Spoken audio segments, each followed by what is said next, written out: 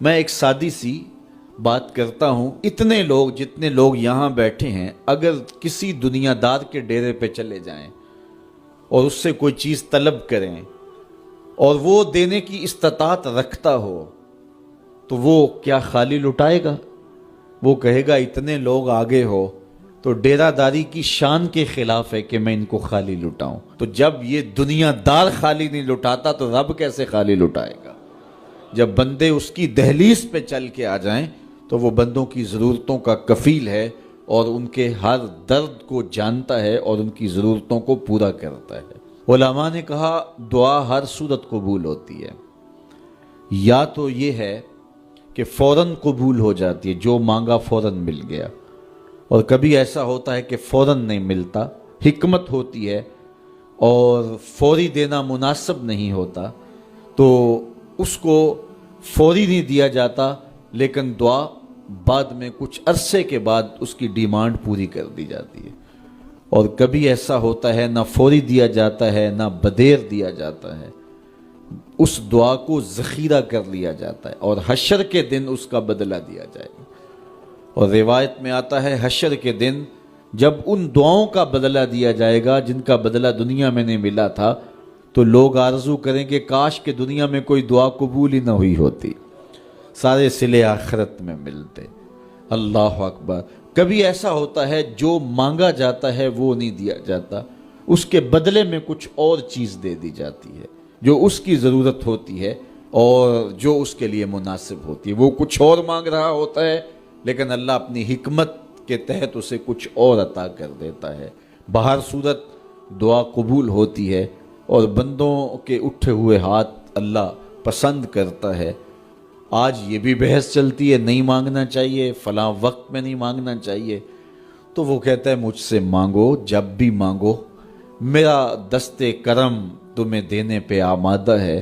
اور اگر کوئی نہیں مانگتا تو فرمایا کل ما یابو بکم ربی لولا دعاؤکم، اے محبوب فرما دو اگر یہ نہیں مانگیں گے تو اللہ بھی پرواہ نہیں کرے گا۔ مانگنا تمہاری ضرورت ہے، اگر تم مانگتے رہو گے تمہاری جھولیاں بھرتا رہے گا، اور اگر تمہیں اسے نہیں پکارو گے تو وہ بھی تمہاری پرواہ نہیں کرے گا۔ تو اس کے حضور دعائیں مانگو، اپنی آرزویں پیش کرو، اپنی تمنائیں اس کے حضور پیش کرو۔ اچھا دنیا داروں سے مانگیں تو اپنے لیے مانگتے ہیں، لیکن اللہ سے مانگو تو اپنے لیے بھی مانگو، اوروں کے لیے بھی مانگو۔ وہ کریم ہے، وہ دیتا ہے اور خوش ہو کے دیتا ہے، تو اس سے مانگو، اس سے جھولی پھیلاؤ۔ اللہ سے راز و نیاز کی باتیں، جو باتیں بندہ کسی سے نہیں کر سکتا وہ اپنے رب سے ڈائریکٹ کرتا ہے، اپنے دل کے سارے دکھڑے اپنے رب کی دہلیز پہ رکھتا ہے اور اپنی ساری ضرورتیں مالک کی چوکھٹ پہ رکھ دیتا ہے، اور اس سے مانگتے ہوئے بندے کو شرم نہیں آتی، حیا نہیں آتا، بلکہ اس سے مانگتے ہوئے فخر محسوس ہو رہا ہوتا ہے کہ میں اپنے رب سے مانگ رہا ہوں۔ کسی اور سے مانگیں تو جھجک لگتی ہے، لیکن مالک سے مانگیں تو اپنائیت کا احساس ہوتا ہے کہ میں اس سے مانگ رہا ہوں، اس لیے کہ وہ ہمارا رب لگتا ہے، ہمارا اس سے ربط کتنا گہرا ہے۔ مسجد نبوی کا ایک کونا تھا اور ایک بندہ وہاں بیٹھ کے دعا مانگ رہا تھا۔ اس کے دعا کے لفظوں پہ غور کیجئے، اے اللہ میں تجھ سے اس لیے مانگتا ہوں کہ تو میرا اللہ ہے، تیرے علاوہ میرا ہے بھی تو کوئی نہیں۔ تو یہ وہ دعا مانگ رہا تھا اور مسجد نبوی کے کونے میں بیٹھا تھا۔ حضور نے دیکھا تو ایک صحابی سے کہا وہ جو دعا مانگ رہا ہے اس کو جا کے بتا دو تمہاری دعا قبول ہو گئی ہے۔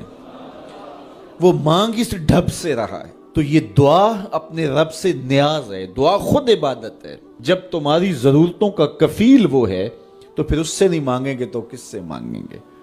اور جب اس سے بندہ مانگتا ہے تو پھر وہ مانگنے والے کی لاج بھی رکھتا ہے۔ ان ربکم حیی کریم یستحیی من عبدہ اذا رفع یدیہ ان یردہما صفرا۔ تمہارا رب حیا کرنے والا کریم ہے، جب بندے اس کے سامنے ہاتھ پھیلا کے دعا مانگتے ہیں اللہ فرماتا ہے مجھے شرم آتی ہے ان کے اٹھے ہوئے ہاتھ خالی کیسے موڑوں۔ جب انہوں نے مجھ سے مانگا ہے تو میں نے بھی نہ دیا تو کون دے گا؟